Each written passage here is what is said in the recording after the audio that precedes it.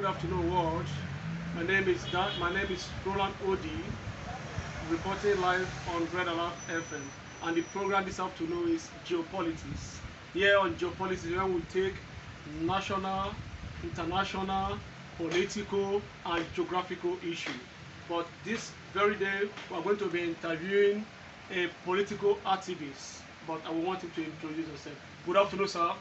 Good afternoon, Mr. Roland.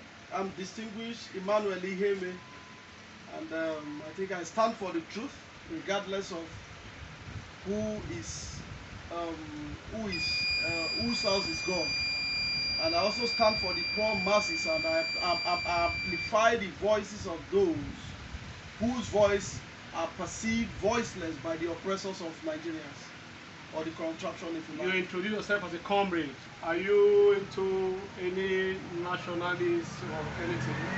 Or you are a comrade by conscience? No, I am a comrade. You have introduced me as a comrade, distinguished Roland. But I said I'm distinguished Emmanuel Iheme. Okay. Yeah, I speak for the voiceless, and I address issues as they come, regardless of who is in question. So, Mr. Emmanuel, today is August 6th.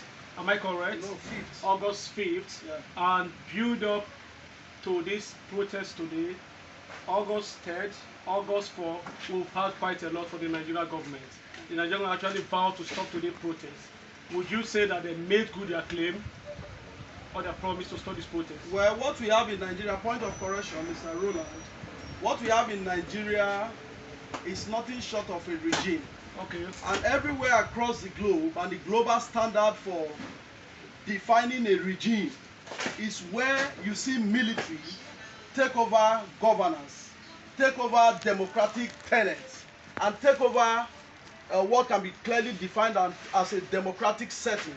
So what happened today, maybe I should jump straight to what transpired in the fountains in Abuja, where the Revolution Now protests or protesters were converged to carry out a peaceful protest. You discover that you have military coming to truncate what is seen globally, what has been observed globally as a peaceful protest. In every democratic settings, there is right under the law for any human being who exists in the confines of the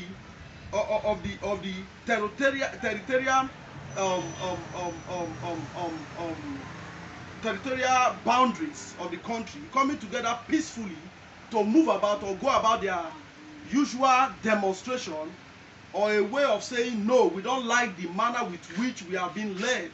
But what do you have? Individuals came out in Abuja to state their displeasure on what can be clearly seen, or what has been adjudged as undemocratic by every person who loves democracy.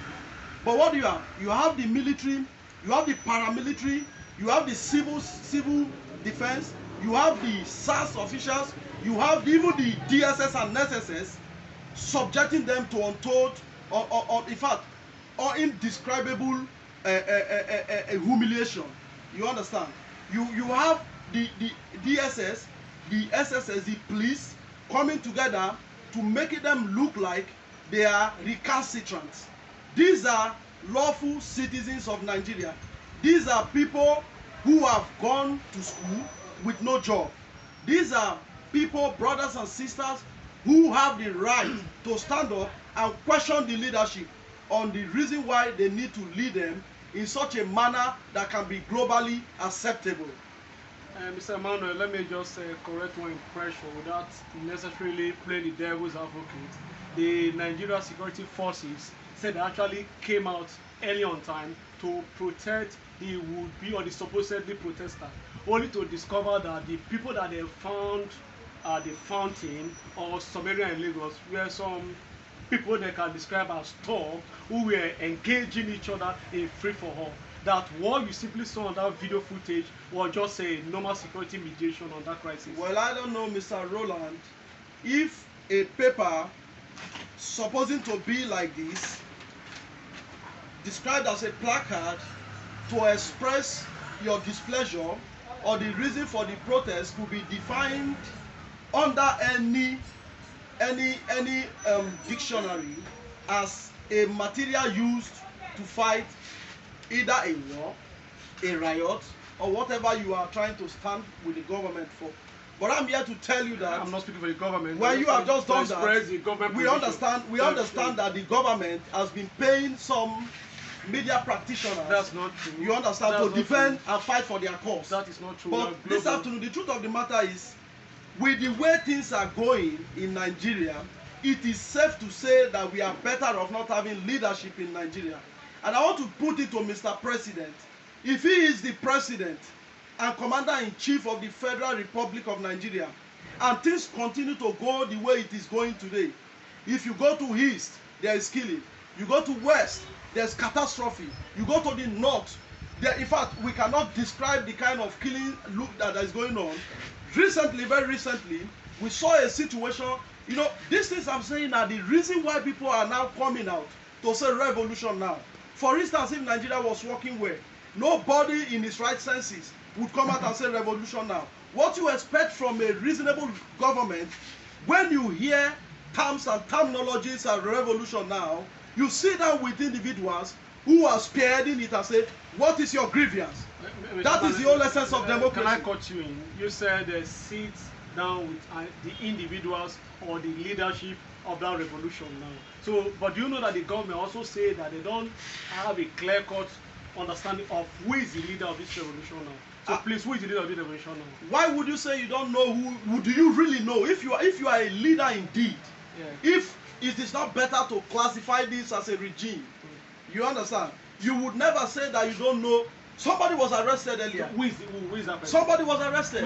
Distinguished Omoyele Sowore was arrested. Can I cut you in there? Please because the government in their own quarter have also expressed the fact that a political party which is like a rivalry to them or a competitor cannot come out when he have lost an election against them to come and hide under the kangaroo arrangement of revolution and antagonize the ruling government. How would you say that? Meaning that Sowore is a politician. I honestly distinguish Omoyele Sowore. I best describe him as a comrade. I best describe him as somebody. But he ran in the last election. Of course, he ran and lost. There is nothing wrong in Omoyele Sowore. It's within his own constitutional right to do so. You understand? There is right to vote and be voted for. He has that right. The government said that they would have preferred it, and that's the global practice, for him to have stepped aside. Are you getting it? And actually claimed and come in the guise of a freedom fighter, not in the guise of a defeated politician. Do I mention some folks? You want me to mention some folks who are also of the activism street, who are also practicing who also belong to other political parties? You have the license. You have Ugo Chinyere. Okay. Ugo Chinyere is of the CUPP. I think that's the only dissenting voice in this best described regimic government that we have today. There is nothing wrong, absolutely nothing wrong. Omoyele Sowore has contested that he lost an election. Should that stop him from drinking water? That Omoyele Sowore lost an election. Should that stop him from living his normal life? Listen, this is the truth, and this is what I know about the struggle.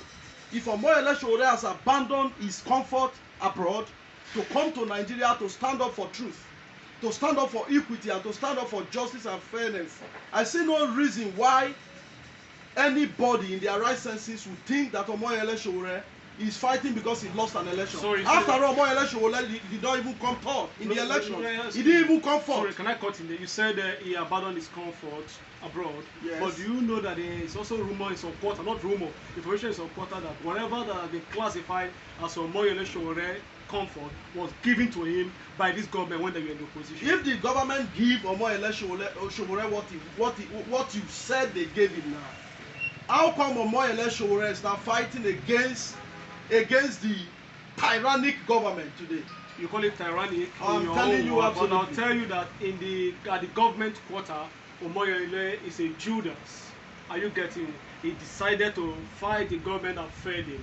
But rounding up this afternoon on your you couldn't say Omoyele Sowore. On your program for choice, Geo-politics, I would just like to know how you would like to close, because it seems that the government somehow is having the arrowhead, having the lead, because they said that they came out in their number to control your protest people, and only came out to discover that everywhere was empty except for some people that can be described as thugs. No, the protest was successful. The protest, as far as I'm concerned, even though you call it my protest, okay, I rather you describe it as the protest of the masses. The protest are the disgruntled in the society. Okay. The protest for those who are jobless, those who are dying of hunger and starvation. You understand? It's not my protest. That's on the one. On the closing remarks now, I would like to say that in Ikeja, in Lagos State, the protest was successful. Even in Abuja, regardless of the humongous military presence or exodus of military presence, as if you like, the protest was also successful. Only 30 people. Well, it doesn't really matter. It doesn't really matter. Never a majority. It doesn't really matter. It doesn't really people. matter. But what is important is that the message has been sent across, and the struggle must continue to liberate this country called Nigeria. Thank you and good afternoon. Yeah, God bless you. Still on Geo-politics, where we rub minds on global, national, international, political, geographical, and sometimes economic issue. I still remain your newsman, the magic man, Roland, reporting live on Red Alert FM. Thank you.